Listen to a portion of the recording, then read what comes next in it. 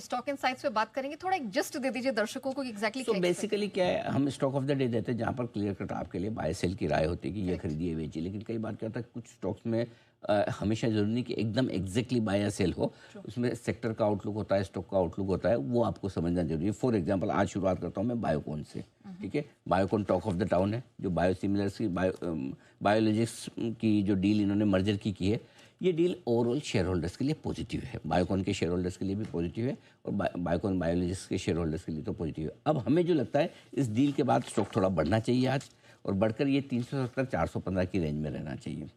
अब अपसाइड तो है, लेकिन अपसाइड लिमिटेड है। क्यों? क्योंकि पॉजिटिव डील है तो बढ़ना चाहिए। लेकिन अब इसमें दो समस्या है। एक, इस डील को फाइनेंस करने के लिए कम से कम 300-400 मिलियन डॉलर की जरूरत बायोकॉन को पड़ेगी। वो फंड रेज आएगा, तो फंड रेज आएगा, तो फंड रेज आने की वजह से आपके लिए सप्लाई का रिस्क वो रहता है। दूसरा क्या है कि जिन लोगों को ये मिल रहे हैं बायोकॉन के शेयर, जो बायोलॉजिक्स के शेयर होल्डर है, सीरम हुआ, टाटा कैपिटल हुआ, इवेंचुअली उनको बेचना है। उनको एग्जिट देने के लिए क्या है, या तो क्या है उसका भी आईपीओ लाओ, कुछ ना कुछ वैसा करके करना पड़ता है, तो उनको एग्जिट तो देना है।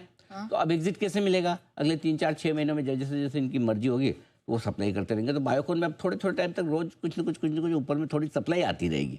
तो इसलिए बहुत बड़ी तेजी नहीं बनेगी। बेस बन गया, ज़्यादा घटेगा नहीं, लेकिन बड़ी अनाप शनाप तेजी बने वैसा भी नहीं होगा। तो ये आपके लिए बायोकॉन करना। अब आइए एटर्नल, जोमेटो। आज बड़ी ब्लॉक डील हो रही है।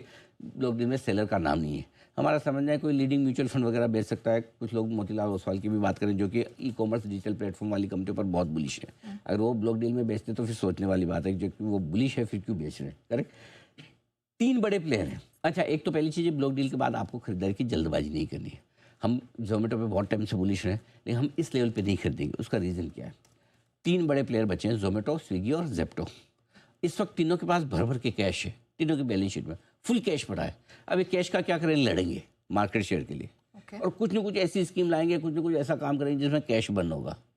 अब कैश बर्न होगा तो थोड़े टाइम के लिए प्रॉफिटेबिलिटी पे इम्पैक्ट आएगा। इसमें जोमेटो सबसे मजबूत है, इसके लिए ठीक है, लेकिन ये जब तक ये पूरा कंप्लीट ना हो, हम खरीदने की जल्दबाजी में नहीं है। फिलहाल दूर रहेंगे, नया नहीं खरीदेंगे ब्लॉक डील। नंबर 3, एक और सोलर स्टॉक्स बड़े एक्शन में शुक्रवार को गिरे थे।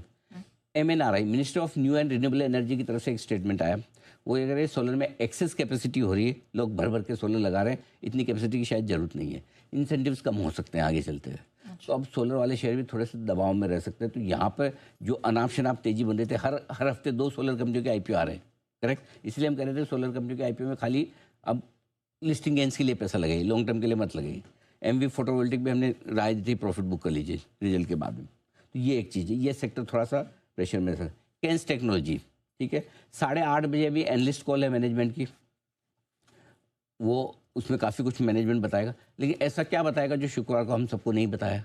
सारे रिलेवेंट सवाल तो हमने पूछ लिए थे इंटरव्यू में, तो नया कुछ बताया, उसके बावजूद 12% नीचे गया।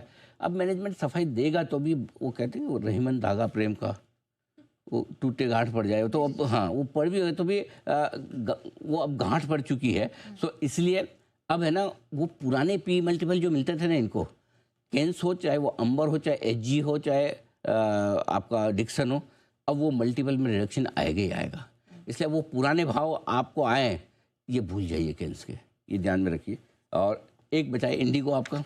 इंडिगो, ये जो पूरा फियास्को चल रहा है, ये जरूर से ज़्यादा लंबा चल गया।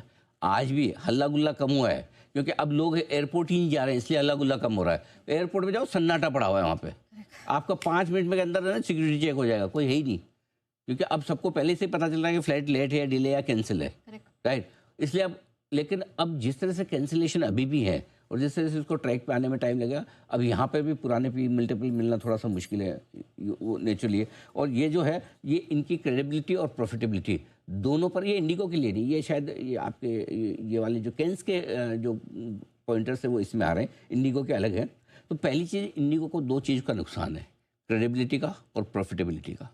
और इसलिए जब तक ये वापस से इनकी एयरलाइंस नॉर्मल तरीके से शुरू ना हो और इस तिमाही के नतीजे ना देख ले, हम खरीदने की जल्दबाजी हड़बड़ी में नहीं है, हमें नहीं खरीदना। हमने 1 साल की शुरुआत में पहले दिन राय दी थी, स्टॉक ने अच्छा प्रदर्शन भी किया, अब हम नहीं खरीदेंगे।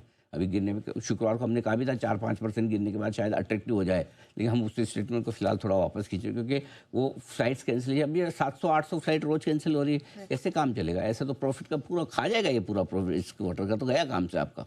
राइट। आखिर में PVR आइनॉक्स, आप सोचोगे आज ये क्यों आया? 70-80 बिलियन डॉलर की एक डील हुई है दुनिया में, आपको हमको पता नहीं है। वो है नेटफ्लिक्स ने वार्नर ब्रदर्स को खरीद लिया है, Yes. ठीक है। अब कई लोग यहाँ पर वीकेंड पे चर्चा चल रही है पूरी फिल्म मीडिया इंडस्ट्री में कि इंडिया में फिल्म दिखाने का तरीका बदल जाएगा, पूरा का पूरा नेटफ्लिक्स खा जाएगा मल्टीप्लेक्सेस वगैरह को। खाता नहीं खाता ये वक्त बताएगा, लेकिन पीवीआर आइनॉक्स पे आज नज़र रखिएगा।